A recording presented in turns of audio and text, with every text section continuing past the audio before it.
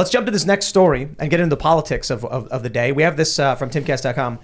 Trump accused of election meddling after endorsing candidates in New York Democratic primary races. I'm sorry, I love this man. This is one of the greatest trolls ever done. Donald Trump endorses lawyer Dan Goldman, who led the impeachment against him, saying lawyer Dan Goldman is running for Congress, New York 10, and it is my great honor to strongly endorse him. I do this not because of the fact that he headed up the impeachment committee and lost, but because he was honorable, fair, and highly intelligent. While it was my honor to beat him and beat him badly. Favorite part. Dan Goldman has a wonderful future ahead. Like, I don't know how anyone sees that, anyone with any modicum of intelligence, and believes Trump is literally endorsing the guy when he's doing like neg hits. You know what that is? Mm-hmm. It's like a backhanded compliment at these guys. He endorsed several other people, but here's the best part. Yu Lin Niao, who is a Democrat, so I looked her up. She's a Democrat assembly member running for New York 10, took the bait and said, Donald Trump just endorsed my multimillionaire opponent in case you need a reminder of what the stakes are. New York 10, choose your fighter. She couldn't help it. They can't help themselves. Trump plays them like a fiddle. And now he's got them infighting over whether or not he actually supports this guy. This is what he has to do. He has the weight of the establishment pushing against him right now. And I've been an advocate of like, if someone's coming at you and putting their full force into you, one of the best things you can do is move so that you're not there anymore. And that all that pressure that Donald Trump is like just goes into this nowhere land and then they end up falling forward. Then you reappear and then you're still back to, who you are. The prophecy has been fulfilled, ladies and gentlemen. From the Babylon Bee. Ingenious move. Trump supports impeachment, forcing Democrats to oppose. November 18th, 2019. The Bee does it again. Wow. The thing is, his statement has so much early 2016 energy to me. Like, there was a point in his presidency where he really seemed to sort of get lost. I felt like maybe he didn't have the correct support when he was already in the White House. But while he was campaigning, and throughout we see it come and go, he really is just this complete unpredictable force. You can't really tell what he's going to do, and he doesn't want to adhere to any traditional standards. So it's why it's so funny. Like, this is very much a true spark of Trump to me, as like when he first announced that he was coming to president. It reminds me of all of the debates he did, his booing of Hillary Clinton on stage. Like, he doesn't behave as they would like him to. I'm sure Goldman is like, what do I do? Do I release a statement saying no thank you? This is so much of what Trump does is what I've been talking about when I say throw a pie figuratively. Like, people in power need to set a tone, need to call out the BS, need to make a point. Trump does this all the time. Mm-hmm. It's quite incredible. But I have to wonder where we go in this country as this is the current level of politics that we have. I mean, they take the bait. Donald Trump trolls the Democrats. What do you think? I think too, there is a level of yesterday I was looking at this article. It was 8 of the 10 Republicans who voted against Trump are out, and it's interesting because I think he's trying to show the Democrats that he has influence within their party, not in the way they're expecting. He has more influence in politics than anyone predicts or is used to. It's very unusual to have a leader who can actually bipartisanly reach across the aisles and be like, it's not just the Republican primaries that I can influence the Democrats too. He's not even in office right now. I love it. Can you go back to the actual tweet? What I find odd about the original one, the first one on the left, is there's a dot. Well, it's because there's more. I just mean everything about this. There's 4 dots. There's 4 dots. Everything about I just look at it and I see psychological operations campaign. It's like a psyop, right? It's exactly what you do when you want to win hearts and minds.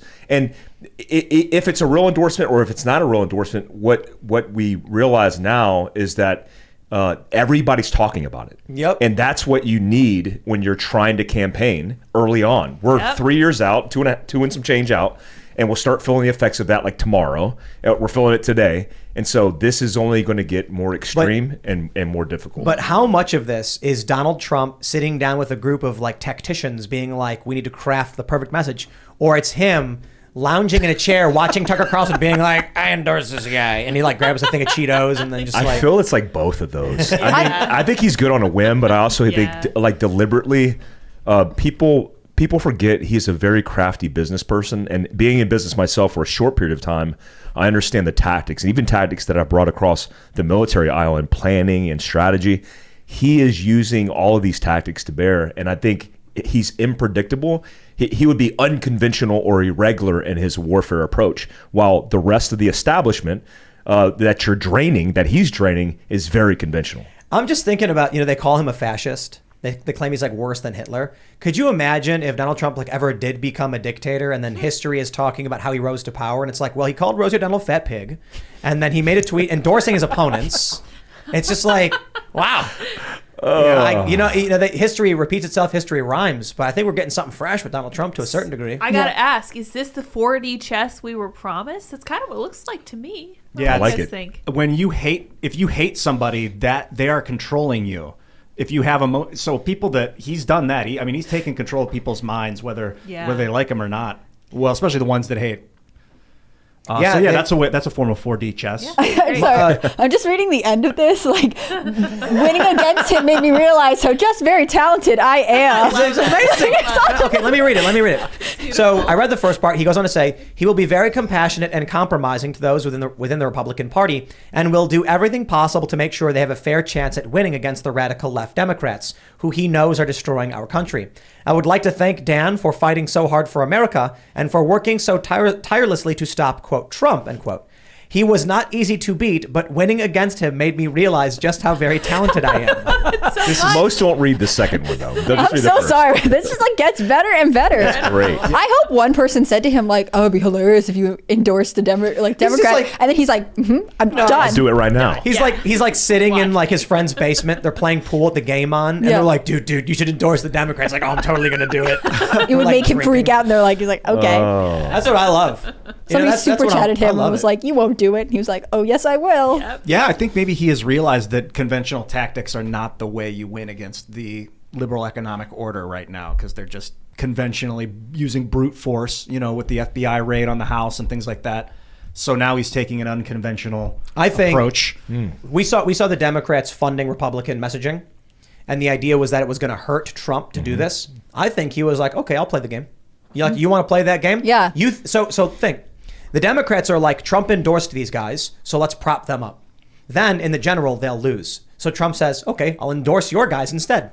And does. That's what I mean. I think they underestimate how much influence he has over everyone. Like we see it as like, oh, it's just those right people, those conservatives, the MAGA base, but it's really not. Like Trump is an institution in and of himself, and I think, he is sort of reviving the same kind of disruptive energy that made him stand out initially, which made people cover him when he was running in 2016, because they were like, what is he doing? Well, he put his name in quotes too, which is nice, because it shows that he's not like he was against me. He sees that he's against the idea of what Trump might be. Good point. But someone was Steve Bannon's mullet responded to Yulin saying, that's just weird. Why would he endorse Goldman? And she said he said it out loud to stop the left. I do not believe, I'm sorry, I can't believe that this Yulin woman, if I'm pronouncing that right, actually believes it's a real endorsement. Maybe she doesn't know the guy. Do you think she seriously thinks he...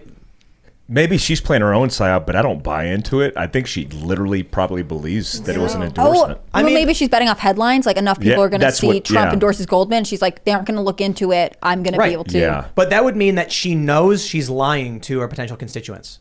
She's a politician. So, right. Is she lying for votes, or is she just really that dumb? I'm going with lying for votes for 500. Okay. I'm going to go with... Neither one seems like a good look, Yeah. My guess is ignorant that she doesn't know that was the guy that tried to impeach Trump. No, he wrote that. He headed the impeachment committee. It's in the endorsement. Damn, and I was wrong. But we're also, here's the credit to Trump that's due that a lot of people don't talk about. This is a tactician that killed ISIS. This dude, we forget about ISIS and all the problems that it was taking over the world. We were about to go to World War X. He did that on his own accord as a commander in chief, and nobody talks about they ragged on him for it. They did. They ragged on him. They said austere scholar. How did he do it? Well, I think he used a lot of different tactics, but he used special operations, but it wasn't advertised as a war. So it wasn't campaigning with media outlets that were telling all the information. It was a closed, compartmentalized operation that was very deliberate, using Ranger Battalion, using the best special mission units in the world, and crushed those guys. And if it wasn't for that, I mean, the things that we saw on the TV when ISIS and their propaganda was affecting the world, everybody was like in fear. You saw little kids running around with guns, killing innocent people from propaganda videos from ISIS. That was a thing. Like, we lived in that time, and then all of a sudden we woke up one day like COVID and it didn't exist. And it's because of those tactics that he brought to bear. So I say that because he's deeply seated in strategy and understanding tactics on all levels. And I think this is an easy PsyOps campaign for him. Thanks for checking out this segment from the Timcast IRL podcast. But if you want to check out the full show live, tune in Monday through Friday at 8 p.m. And if you want more special access content, head over to timcast.com and become a member. Your membership helps sustain this company, keep our journalists employed, makes this show happen, and you will get access to exclusive members-only segments of the Timcast IRL podcast, and there's a massive library to check out. So again, go to timcast.com or tune in Monday through Friday at 8 p.m., and we'll see you all there.